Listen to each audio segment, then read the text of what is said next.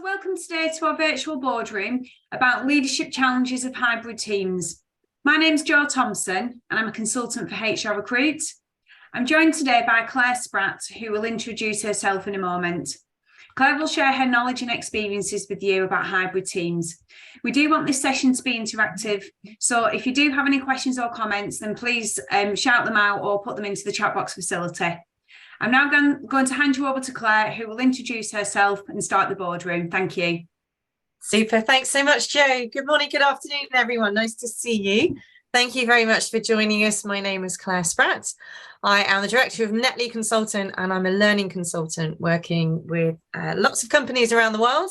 And most recently, I've been working with leadership teams in about 6 different countries who are facing some interesting challenges. So thank you so much for being here. It is an interactive session, and I'm going to be sharing my slides, and I'd love to hear from you all. So I spend most of my time running virtual learning sessions, so this is a happy place for me. But if you are not happy unmuting and asking a question, please use the chat at any time.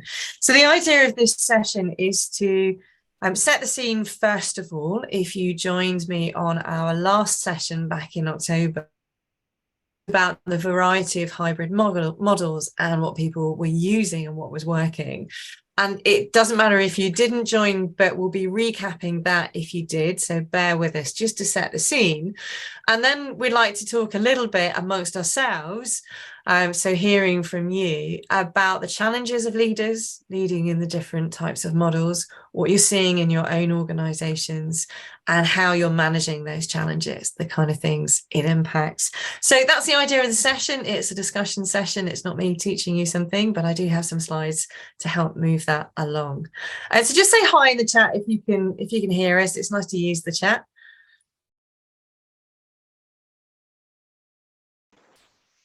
Hi, I can hear you. Oh, yeah, brilliant. Thanks so much. Good to have you here.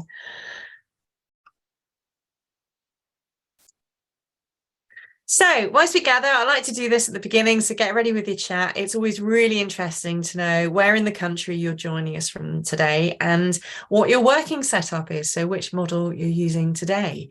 So you're working from home, are you in an office, maybe you're in Starbucks, maybe you sat on the sofa, or maybe you're in somewhere else, a shared office space, because you prefer that. So I'd like to hear that in the chat in a few minutes. We'll have a review. So I've just set the scene for you. It is all about sharing our experiences. So this is a member session, and we'd love to hear about the different strategies. We always find this to be the most valuable part of these sessions. So please chip in at any time, and I'm happy to ditch the slides and just have a discussion if that's where we get to. We're together for 45 minutes. Most of my time is spent working on self-awareness with the discovery model. So if you have any questions about that and you spotted that, please save them for after the session, or you can email me. Otherwise, we'll be leading a discussion. And we encourage you to be as open with your thoughts and your experiences as you would like to be, however that shows up for you, whether it's in the chat or talking. Please respect other people's time. So we'd like to hear from everyone if possible. And also keep anything we share just for this recording, if you could. And the last one there is compulsory. You must enjoy the session because we'd like to see that. So let's have a look in the chat. What have we got? So we've got Susie joining from Devon. She's eating her lunch. It's all very welcome. You're home officing at the moment. Harsha, you've got where are you joining from, Harsha? Just having a wee look at my chat here. We've got someone joining from Wigan there. Essex in the office, so thanks, Anna. We've got Liz in London, she's in the office. Emma, you're joining from Oxford, working from home.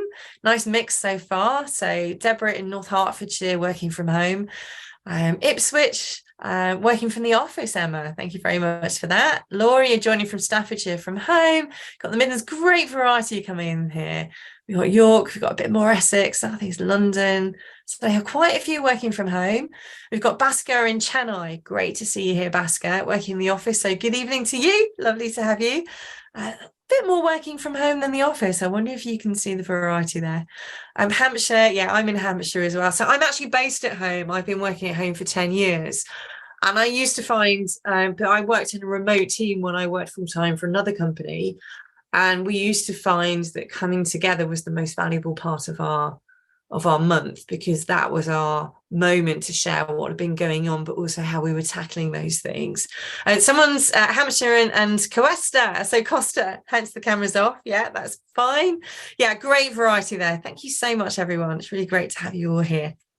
So have a little think about which model you were using, because I'm going to be asking about that later on as well. So here are the models which Joe and I have come across. So Joe from HR Recruit. So Joe and I have come across these models. There's 5 of them here, maybe 6. We'd love to hear if we've missed anything, because models are evolving the whole time. So if you see anything that we've missed, we'd like to hear about that too. So we saw a lot of this last year, a mandate that everyone goes back to the office. So a lot of businesses, a lot of shareholders, their past experience of what success looks like is everyone should be in the office together. And some industries, of course, like manufacturing, you've got to be in to do that. Public work, so healthcare, you've got to be in to care for people. But 100% back to the office was also mandated in a lot of banks, and that's often for security reasons and also for regulatory. So 100% back to the office. I have come across a few organisations who have just mandated this, and it hasn't gone down too well. And whilst we didn't see the big resign happen, which was something that was predicted for the end of 2020, beginning of 21, we do know there's a skill shortage. And also the quickest way of getting people to look for a new job is to mandate something they haven't been consulted on. So there was quite a lot of shift. And I've also come across quite a few people, I'm sure you have too, who took new jobs during the lockdown, during the pandemic, but with the idea in their head that if they ever tell me I need to pick up the costs for commuting again or go back to the office, that will be the moment that I change jobs. So back to the office, that's had mixed results, depending on who you are. We've got 100% remote. This is the other end of the scale. So companies, particularly we're seeing this in IT, for instance, you can do your job from anywhere, sat at a desk. Usually it's in the same country due to, we know those are also due to taxation or duty of care. But 100% remote has its own issues and its own advantages. So that big flux that we had of people moving to the West Country and up to remote Scotland, for instance, 2020, 2021, that's enabled people to get more of a work-life balance. But the disadvantage of 100% remote is that you have to find different, more creative ways of building that trust and belonging that we need in teams. So some companies have gone for this. Nice cheap way of passing on the heating bills to your employees, and also not having to pay rates for an empty office. So that's worked for a few. We've got an open hybrid. Now B&Q use this. They're headquartered not very far from me. I've done quite a lot of work with B&Q. I don't know if we have anyone on from B&Q, but this is their headquarters. It's what it looks like. And over 10,000 employees. And in their headquarters, they said, and like many other companies, just come in 1 or 2 days a week. And those who are raring to get back to the office, maybe the more extroverted, those who are inspired by lots of contact, lots of teams, and being in the office with other people and sharing ideas, that's fantastic, except when you show up and the rest of your team aren't there. So this again has had mixed results. Again, back in the city, I've had a number of banks who've got the policy or had the policy of, if you feel that your well-being, your mental health would benefit from being back full-time, then please ignore the hybrid. And quite a few people put requests in, as you'll know, to HR saying, for my own well-being, I need to be back in the office for whatever reason, whether that's, cabin fever or childcare or young families at home or just need some people. So hybrid, 1 to 2 days in the office, it suits some people, it doesn't suit others. Again, having to travel up to a city, for instance, that takes up another few hours of your day and also adds cost. And at the same time that we've got a cost of living crisis, that added cost is perhaps causing people to look elsewhere or ask for salary increases, which can or can't be funded. So hybrid, 1 or 2 days in the office, open plan. So choose your days, mixed results. This is an interesting one that Joe and I were talking about yesterday. This has come up, particularly in London, also a few other cities, but mandated days. So hybrid, where a company says everyone must be in Tuesday and Wednesday. So it's got the advantage of fewer travel costs, fewer overheads, So lights off until Tuesday or Wednesday. But also when you do make the effort to come in, the rest of your team, the rest of your company are there. So that informal leadership, the informal management, what's really going on, water cooler conversations, they're happening. So hybrid, we've seen this one. I didn't see this until a few months ago, actually. I don't know about you, Jo. Have you come across this until a few months ago? Yeah, a client that I've just been working for, they've got the hybrid model, but they're specified that everybody goes into the office. I think it's every Wednesday and Thursday, just so that everyone's in at the same days, and then it's actually worthwhile, the fact that people are going in. Brilliant. Thanks, Jay. And I can see also Deborah Onbashi in the chat. Deborah, I'm going to call on you as well.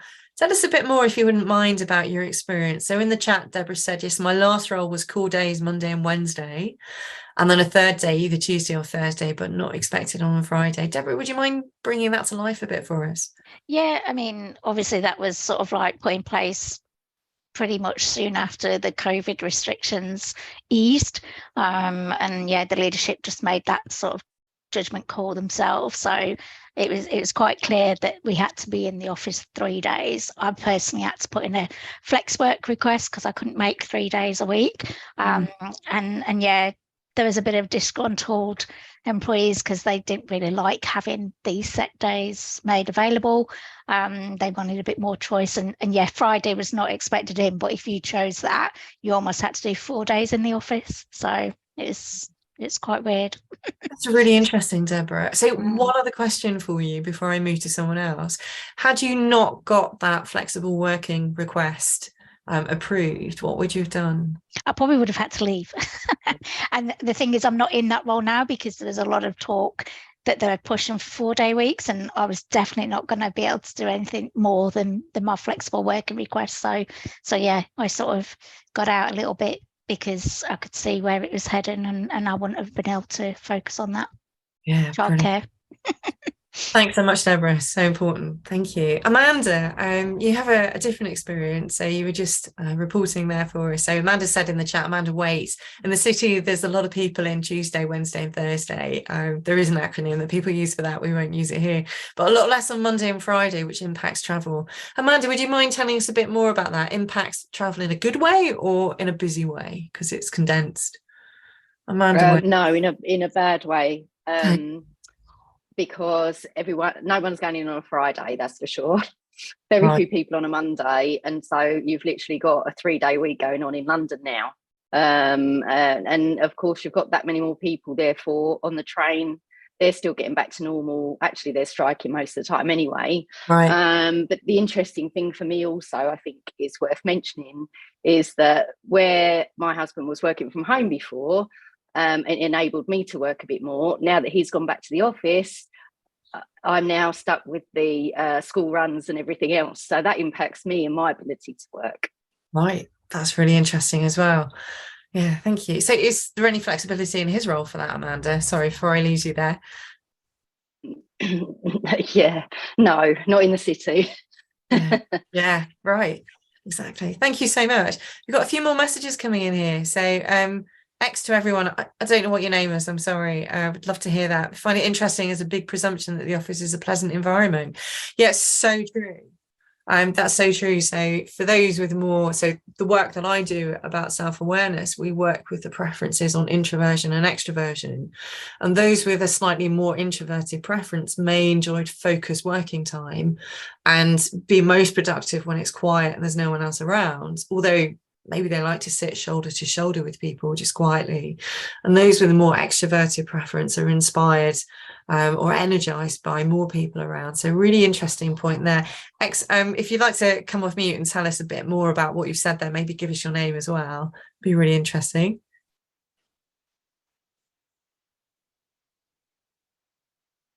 No, that's fine. Okay, let's see what else we've got. Andrew. So your role here in the States with mandated. Thank you so much. Good morning. Thanks very much for coming on so early. We've mandated to come in Tuesday and Wednesday and come in other days. So Andrew Gabassi, tell us a bit more. Would you mind coming off mute and bringing that to life for us, your comments there? Yeah, good morning. Morning.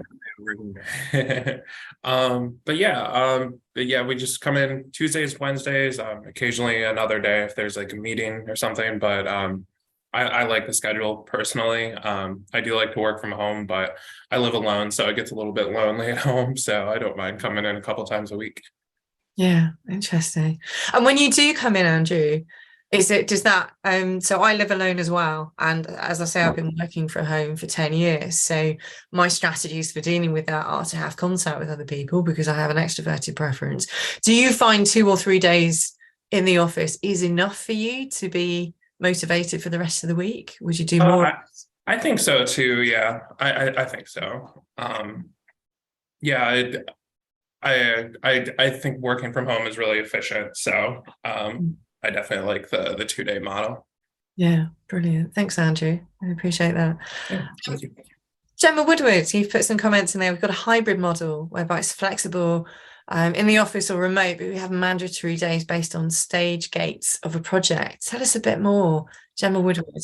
Yeah, so we have a flexible approach in that we have a city centre based office and it's here as and when you use it. We have an app on Slack where people can book themselves in. So that gives everybody visibility of who's going to be in the office, which I quite like, because then at least some people can know whether it's going to be worth them going in or not, you know, turning up and finding that no one's there.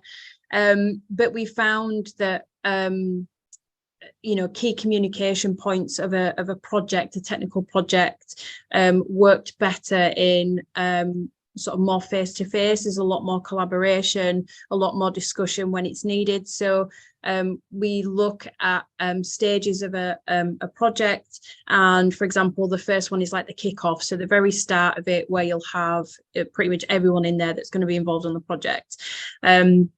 Where we will ask people to come in. So we introduced a travel policy to help with people that worked further from the office to help, you know, reimburse costs and that kind of thing, so it wasn't a cost detriment. And then we do encourage the managers to have their sort of team meetings. We're not too pushy on it being face to face, but we do say, you know, try and get people in and go out for lunch and that kind of thing. But a lot of the managers will probably tie that into a mandatory day, just so that, you know, if you've got someone traveling sort of an hour or two, they're coming in for that kickoff session, and also that they're spending some time with the team. The mandatory sessions happen maybe once, twice a month, so it's not like a weekly thing, but we do have obviously a lot of local people that tend to come in every week anyway. But I personally like the fact that it is flexible, and that I don't, you know, because not every Tuesday or every Thursday works for everybody. You can adapt to sort of your own work life to office life and pick and choose that as you need to. That's really interesting. Thanks so much for sharing that, Gemma. Again, before you go, this idea of a booking hybrid system, I actually very recently came across. I was having a chat in the last week with someone at Lockheed Martin. It's just on the screen there. So the booking system hybrid. So you can actually choose and see who's going to be on which day, so you can make your day productive. So we use Slack as our main part of comms internally, and there's an app on there called Officely, and it's good as well. So we've put things on there around because we have limited parking, so if people have booked a parking space, they can see if there's availability there. If people want to go out for lunch, we have like a dog in the office thing, so again, if someone's bringing the dog in, they can highlight that they're going to bring the dog in. So it's one or two ways. Some people will come in for that, some people will avoid it. So yeah, and just being able to see, you know, oh, there's a bunch of people that are going to be in, I'll go in as well. So it just gives people that visibility, and it can be encouraging, you know, for people to come in if they want to. Yeah, love that. And are you seeing a good turnout, Gemma? Is it working? Yeah, it depends. I think over the winter months, especially leading up to Christmas, it definitely quietened off. I'm one of those where I've gone from working fully remote to being back in the office probably about 3-4 times a week, just because being at home for me, even if I'm in the office on my own, it's just differentiating home life and work life. Yeah. But not everybody works like that. And I only live 10 minutes from the office. So again, commute time isn't an issue for me. But yeah, definitely over the summer months, I'd say it's probably a bit more popular. Our busiest days tend to be a Tuesday and a Thursday as well. Like I said, no one seems to come in on a Friday. It seems to be that Thursdays are the new Fridays now, I think. But yeah. Interesting. Thanks so much, Gemma. Really appreciate you sharing your experiences. Thank you. So you're going to move on a bit. So that was very well timed, because that was the third model that we wanted to talk about there, which is the desk. We call it the desk booking hybrid. If anyone thinks of a better name, that'd be great. And then the last one was you do you, which was just whatever works for you. Come in, don't come in. I think this is less seen now because companies have worked out what works for everybody. But more importantly, leaders are seeing what kind of results are coming. So let's move on to thinking about the impact. I'm sure you think about this every day. But the things that I'm hearing, some of the leadership teams I've been working with, is either mindsets around these things or actual things. So the models, they are thought to impact productivity. So that old idea of everyone has to be here. And again, unless you're in manufacturing, you can't possibly work a machine to produce bits and bobs or whatever it is that you produce from home. That's understood. But productivity for technology workers, there's the talent retention piece. So I touched on this earlier on. We had so many stories of either we can't get the staff, or we've got the staff and we can't keep them, or the staff that we want don't come in often enough or aren't doing the right things. We need to adjust for that well-being, that life balance. But really retaining tension depends on having the right model. And again, Joe, I'm going to call on you for your experience that you shared last time, that we're seeing recruitment cycles where we'll get to, well, why don't you tell us, Joe, about the contract stage and people adjusting their expectations? Yeah, so I had a client recently, and originally they said that they wanted people in the office for 6 months at the beginning, then they'd go down to hybrid. And I was really struggling to recruit candidates. This was in the city. So the client then flexed and said 3 months. And some candidates were like, when you explain the reasons why, they were like, yeah, I get that. And other candidates were very much still of, no, I'm not up for that. And then the client changed again and said, look, we're happy to sort of bend, but 1 month, because we feel that people need to come in because they need to meet the team, they need to understand the business. And when I explained that to candidates were happy about that. I think the issue, particularly in the city, and I don't know whether other people have got this experience, is the cost of travel. And I find that more in London, that people are less reluctant to go in because the cost of travel than other parts of the country. Yeah, brilliant. Thank you. Has anyone else had that experience? Anyone who hasn't spoken yet having that experience? Yeah, Amanda's just echoed that. Yeah. Amanda, did you want to add to that, Amanda? I know you've already spoken. We'd love to hear from you again. Yeah, so I'm kind of speaking from my husband's experience, but exactly that. When you used to be in 5 days, you got a season ticket loan, interest free. There was a discount that you could have. Now it's like premium costs. I mean, we're mid Essex going into London, and it's over 40 quid a day.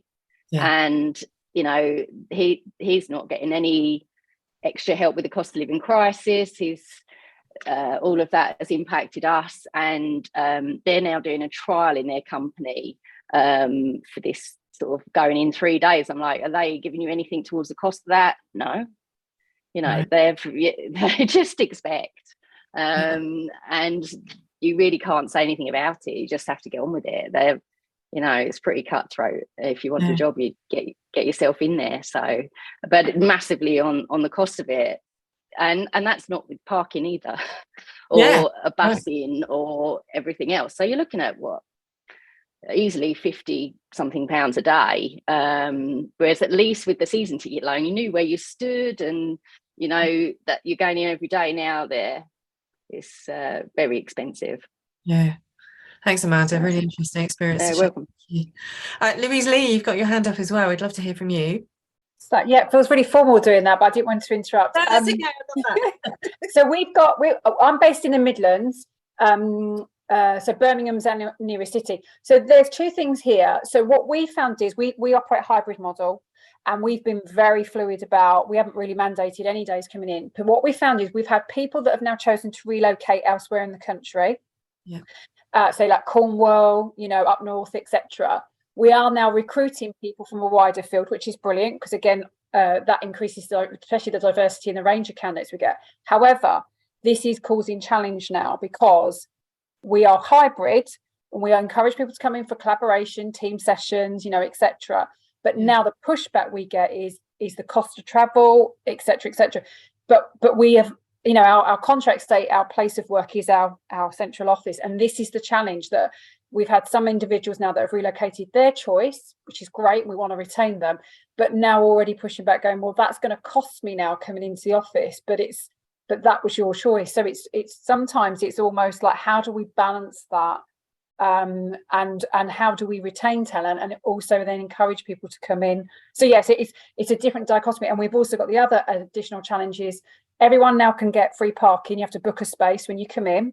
And you can do that 6 weeks in advance. So we're now having pushback. If people cannot get parking spaces, we do have certain individuals that refuse to come in, even though they can access this through public transport. And we do have other subsidised car parks elsewhere.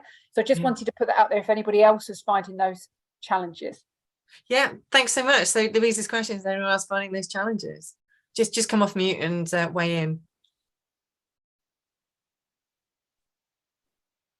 I think my comments on the issue of people moving away, far away from the office. I think the organisation has to be on that from the start. In my previous job, we did have somebody who moved kind of a couple of hours drive away from the office, whilst it was during COVID, and at that point we didn't have a set strategy about what was happening with the office afterwards, and it was about having honest conversations with him at the time and explaining, at the moment this is absolutely fine, but we're going to have this frank conversation with you right now that if we need you in the office, what are you going to do about that? And being open about it. I think part of the problem has been maybe some of it's kind of just drifted. Perhaps organizations themselves haven't known what their plans were and haven't known, I'm actually going to want that person back in the office in 3 months' time. Yeah. That means that those planning conversations and that expectation setting hasn't always happened. Yeah, brilliant points. Thanks so much, Susie. And picking up on that as well, I'll share a story. I wonder if anyone's experienced this. So I was working with a global leadership team for a big pharmaceutical back in November, and we were actually talking about methods of engaging communication around rolling out strategies. And there was a light bulb moment on that day that they said, we are just about to mandate for the entire global organization coming back to the office, and we've made the decision amongst 8 of us, eight leadership people, making it as a policy decision, not a new strategy or a change, which effectively it is, especially if you joined the company in the last 3 years. And they thought they would just send out an email saying, good news, everyone back to the office. And half of the team was saying, I see a problem here. And the other half was saying, well, we've always done it this way. We just tell people where they need to be. So treating a model, a hybrid or present model, being present back at the office as a message rather than a change seems to have had a big impact on many organizations, including that team who actually went back and said, we think we need to, first of all, consult on this. And second of all, change the way that we're delivering this message, because it does have a massive impact on people's well-being at work and therefore their productivity. And therefore, as a board of directors, your effectiveness to deliver on expectations for your board of directors and your shareholders. Has anyone else seen that? So a leadership team saying, good news, from next week, we're sending a message to tell you what the model is going to be without consultation. Anyone had that experience? See, Gemma, you've got your hands up there. It was just about the previous point, actually. About, people, obviously, like you say, moving away, or people have recruited further afield with the pandemic and this remote working. I think one of the questions that we've asked internally is, what is the value of people coming in, and relaying that, like Susie said, about setting those expectations, but also people want to know why, if I'm going to come in and if, it's cost and time for people, what are they going to get out of it? And I think if you can communicate that as well, we've certainly found a better buy-in. And that's something that when we set those sort of mandated days, if you like, it was something that we've gone through the process with people and found that it works better at certain stages.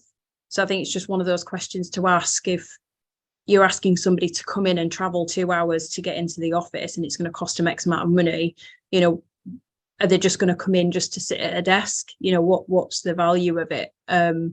Which I think is a fair point for anyone to ask in those circumstances.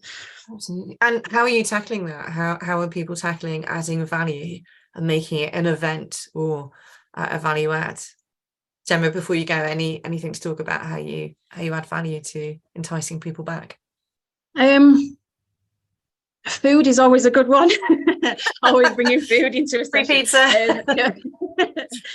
No, apart from that, it's more about, I think people realise that when they're sat in a room and you're having those brainstorming moments and people are asking questions, they can hear other people's asking those questions. I find that majority of the time when people are in a room, people feel that they're can be more sort of forthcoming with questions, because I think sometimes in a virtual thing you're worried about interrupting people or, you know, loads of people talking at once, whereas in a face-to-face environment it seems to be it comes a bit more naturally. So yeah, I think, and getting the feedback from people as well. So like when we have retro sessions, that's another good one to have. They're not just, you know, half-an-hour meetings. They are a good chunky length of time with people to get around a table. But you know, we are flexible. We've got someone that lives sort of 5 hours away from us, which is an overnight stay, so we would only ask them to come in, you know, and if it was absolutely necessary, just because it's a bigger impact for them to be away from home. You know, it's not just there and back in one day. So thanks, Gemma. yeah, and asking the people what they get value from in face-to-face time. Yeah, brilliant. Thank you so much. We've got Mark, Hina, and Harsha with their hands up. So Hina, we'll come to you first. Sure. Thanks, Ted. Hi, Hina. Sorry, I can't switch on my camera because then I'm in public space. Bear with me. You're fine. So in terms of, you know, like Gemma said, food obviously adds.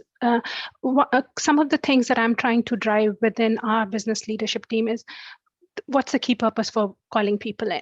So things like code reviews, so doing code reviews together for engineers, doing, you know, any root cause analysis together, a lot of unplanned, unstructured problem solving together, lunch and learn days together, even things like, you know, we have a new cohort of employees joining. We have employees join on a Monday or a Tuesday, whatever that day may be. We've got 5 employees joining. Let's, you know, meet and greet them and let's welcome them as a team and make, you know, that whole sense of belonging is something that we are trying to push. In our company also, the leadership team decided that this is what we want to do. But one of the good things that they said is that we don't want this to be forced. And the idea was then what I did with my HR leadership team was to make sure that we looked at all of the research that was done on this topic, simply because I work with engineers, so research data was important. And there's a professor called Dr. Jonathan Trevor who teaches at Said University in Oxford. Yeah, he did a wonderful research, which I think the article came out in MIT Sloan Review. If any of you, maybe John, I'll send you that article, and if you want to circulate to this group, that was a wonderful piece of work. And I think I shared that with the team, and there was a lot of appreciation of the fact that it's not calling everybody at work, but calling people because there's a definite purpose. And that purpose can, in some team would be 2 days a week, in other team it would be 3 days a week. But it's also adjusting to not only my need, but the need of the other members in the team who may need that physical presence, right? Yes, so it's really thinking about the entire team, not just myself. Yeah, love that. Thank you so much. Really interesting points there. Thanks, Hina. Harsha, should we come to you next? Harsha, you made a great point about the Indian government as well, supporting travel earlier on. But yeah. Harsha, hi. Hi, very good morning. Yes, I'm from India, and here I want to discuss a couple of points. First of all, with respect to the productivity wise, yes, here majority of the companies are encouraging delivery teams to come to the office.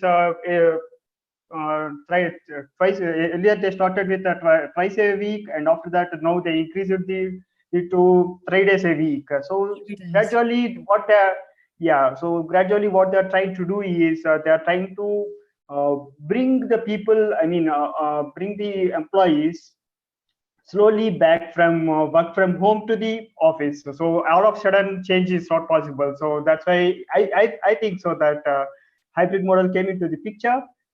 Yes. that is a process of a little bit of change management with respect to the employees. Yes. And second point where I would like to discuss about the cost. Yes, obviously when people are coming back to the office, yes, our costs are included. Yes, especially if you see the Indian scenario, majority of the IT companies or majority of the top MNCs are situated in big cities or cosmopolitan cities, and majority of the people, employees, come from the various from their hometowns which are far away from the main cities. So Yeah. there will be obviously a cost of considerable cost is involved in that, in terms of taking the housing cost. I mean, finding a house in the cities, and many cost of things are there. So in order to tackle this situation, two things came into the picture. First one is from the organization perspective. From the organization perspective, organizations started increasing the salaries, or increasing the salaries in the form of incentives by 5% or something similar to that, in that ratio, 5 to 10% ratio. So that is one aspect. And second thing is from the government perspective. In fact, this announcement came very recently, just 4-5 days back, when the budget came into picture. So what government thought of, like, yes, there is a considerable cost involved on the employees, because if you see in India, majority of the people are from the working class or working class. So in order to handle this situation, they increased the allowance. They increased the allowance, which will fall under the tax redemption. Earlier it was 40,000 rupees. That much amount comes under the tax redemption. That's not taxable amount. Now they increased that amount to the 70,000 rupees. So which gives a little bit of a leverage and encouragement to the people, to the employees, to bring back to the office, to go back to the office and increase the productivity levels. So these are the two considerable points I would like to put in front of you. Thanks. Thanks so much, Harsha. So almost in financial incentives to help people with the travel costs, and also government policy on that. That's brilliant. Thank you so much. Mark, you had your hand up as well. I saw earlier. Maybe your point's gone. Mark, are you still here?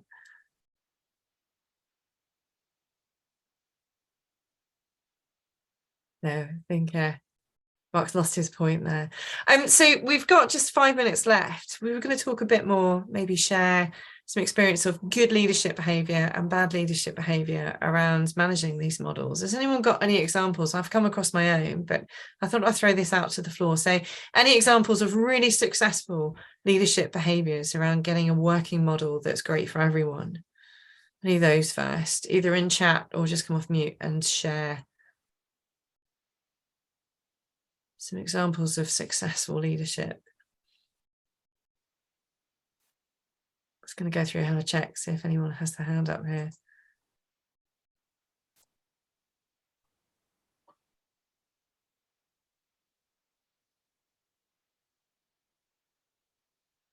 Well, some of the things which I've come across, which have worked for teams, and some of the coaching that we've been doing, and trying to navigate this, because, you know, if you took a leadership job or you progressed into a leadership job 5 years ago, you know, you weren't prepared for this. You weren't prepared for leading teams who can't see each other. And that trust-based leadership model, which has been around for so long, does depend on people seeing you. So you need to be a visible leader. How do you find ways of being a visible leader and connecting teams and having teams with belonging in them, whilst they might be working either remotely, part-time remotely, or resentfully, or happily back to the office? There's some good points there in the chat about that. So some of the things I've come across which teams are using as mindsets to be more successful are being flexible, flexibility and attitudes. Someone made the point in the chat there, we are HR practitioners. We need to be open-minded to what works for everyone, do unto others what they would like to unto themselves. So some people like to be back, some people don't. That empathy. So the big business picture of the impact of what a model has on people, it's not geography. It's a change that you're putting out in your business. And even though many of these changes came around very quickly at the beginning of the pandemic, the change back to whatever works, or the change into evolving into what works for this company, is still a change. It's not geography. So those open mindsets, consultation. Again, a lot of teams aren't consulting about what the best thing might be, and there isn't a consensus. We're polarizing views on this, and further polarization happens. Again, I've seen this recently in a leadership team, that a leadership team making decisions together about what should happen, and then 2 of those 10 leaders going back to their teams and deciding something completely differently, not due to insubordination, but due to there's no way that we can deliver on our KPIs or our leadership expectations if we do this thing to our teams. So some of that clever ways of tapping into building belonging virtually and rolling out models as a strategy, not as a mandate. So those are some of the successful behaviours. I see there's a bit of chat coming in there. I'm going to review that in a second. But some of the unsuccessful behaviours that I've discussed with teams are treating policy as an isolated leadership decision. So 4 or 5 or 6 people in the company deciding what's good for everyone. And leaders further down, managers, team leaders, HR practitioners, possibly having more of an insight into whether that's going to be successful or not. That inflexibility, that expectation of, I think, again, someone made the point in the chat, is what we think productivity looks like and where we need to be to do that, versus, again, a new workforce coming through. There's a new generation at entry point, and also our latest experiences. I can work better when my well-being is taken care of, with more of a balanced family attitude. That lack of consultation, maybe outdated views. Siloed working is coming up even more than ever before, so it's even more important for communication and stakeholder engagement and management, and that distance detached onboarding. Again, one more example, maybe you've come across this, someone I work with a couple of weeks ago saying, I have a new member in my team and they just don't seem to be up to scratch. And the answer was, well, this is their first job. They have no experience of being in an office. There's no checks and balances. How do you set those expectations when you're not seeing someone face to face? So it'll be really interesting in your own. The 6 messages come up here. So Susie, really interesting. Oh, Susie has to go. You're very welcome, Susie. Being on site when your team is in. Crystal, I'd love to hear a bit more about that. Crystal, thank you for your point. Hi. Hi. Hi. I think, as senior leadership team, there is no point in mandating or changing or doing any strategy and asking teams to be in on set days in any environment if you're not in yourself. And there's no point either to hide away in a glass fishbowl if you are on site. It's about that collaboration. I think, last year what I've seen is like, it was kind of like a test phase, like how's it kind of working out. I think this year is kind of being more stable in terms of kind of like different ways that different companies are going to do things, figuring out how different generations going to work, how different characters work, how different teams work. I think it's like, to your point, is having that flexibility and understanding not just what an individual needs, but also what a team needs. But it's also making sure that the senior leadership team is able to action that and not just be there or not there on site, if that makes sense. Yeah, definitely makes sense. Thanks, Crystal. Great point there. And Susie, we're running out of time. We're just coming to the end, but Susie, I'd love to hear from you. You've just highlighting belonging as a universal importance. Tell me a bit more about your views on that, Susie. I live and breathe this, but tell me some more. Susie Titchener.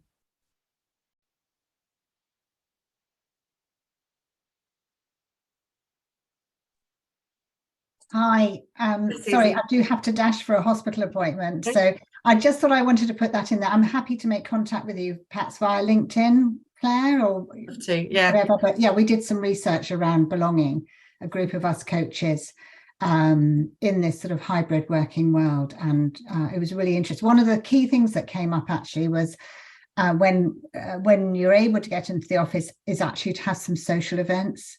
Yeah. Those informal times when you get together, relax, and just get to know each other again. And that is about that sense of belonging and feeling part of a community and tribe. But I found today really interesting, Claire. I'm sorry I've got to dash, but yeah, thanks, Joe, as well. They're always so good. But yeah, I'll be in contact if that's okay. Of course, yeah, we'd love that. Thanks so much. Thank you. Okay, bye. Right. So any closing points on either your leadership good behaviours or bad behaviours, or anything else you'd like to contribute to the discussion about hybrid working models? Help us navigate that. Please just come off mute and tell us. Hi, this is Spondita. Hi, Spondita. Hello. I think from my practice point of view, what I have been doing is actually understanding what the needs are, because it would vary, and it's having that compassion. And being in HR, it's just bringing in the human element. That the world has changed. We are no longer in the same kind of space where a lot of organizations actually believe that productivity is very much linked to being present. That has never been my working ethos. I always see that, as long as you work, as long as you deliver, that's what matters. The hours, or if I can see you over the desk pulling your hair, doesn't necessarily make you a good worker. There are other attributes to it. So I think it's looking at the bigger picture and bringing in the human element in your practice as a leader. Love that. Thank you. Brilliant. Thanks so much. Appreciate that. Any last comments? So Amanda, you've got one more comment there. So more flexibility around elder care too. Yeah, absolutely. Tell us a bit more, Amanda. Yeah, it just occurred to me actually today, one of my friends, her mum has got something wrong with her. She had to go to hospital. She lives in Scotland. My friend lives in Essex. And I said to her, look, at the end of the day, you can work from home in Scotland. And this is the point, isn't it, is that we've got to be there very soon, if not now, for our parents a lot more. And, there's a lot more issues around just even the hospital. She's like, oh, my mum's got to stay in. I'm like, she won't be able to. They don't want to do that anymore. It's stressful. And actually, on the one hand, this flexible working lets her potentially be there. On the other hand, if she was she used to work in London all the time. We've done elder care and my husband was in London. There was no way he could just leave work.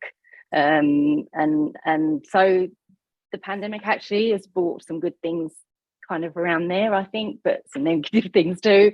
But yeah, we need to have that compassion and flexibility, I think, as employers, and understand that there's a real change in care needed. Yeah, absolutely. Love that. Thank you so much for sharing. Thank you. We're just at the end of our time here. So thank you so much, everyone who's contributed today. We love these discussions. I always feel that we need more time, but the most valuable thing is hearing your experiences. So I hope that's given you a start to a conversation in your own organisations about some of the leadership factors and some of the challenges to consider for leading through a hybrid model. So Jo, any closing remarks that you'd like to add in there? No, I just think it's been a great discussion. I think there's been some really good insights, some brilliant sharing, and hopefully it's given everyone some food for thought. I will send out an email to everyone that's signed up, and I will put a post on LinkedIn. So if you do want a copy of any information or a copy of the recording, then please put a post against a comment against the LinkedIn post. We've got another event this Thursday at 12:30, which is a virtual boardroom about HR supervision. So a link to sign up for that will be included in the email. But other than that, I'd just like to say a massive thanks, Claire, for your time and your effort into putting the boardroom together, and also to everyone for your participation. So thanks very much. It's been a good session. My absolute pleasure. Thanks so much, everyone, for spending your lunch hour with us.